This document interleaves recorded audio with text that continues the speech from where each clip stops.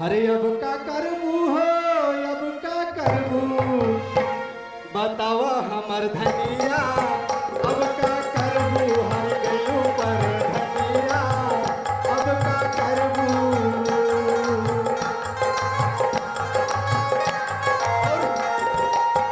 ना लिखड़न जाना रेगा में खैलू,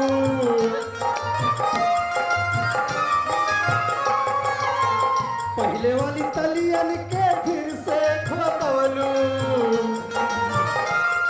सुनिएगा, नाली खड़न जाना रेगा में खैलू, पहले वाली तलियन के फिर से खोतवलू।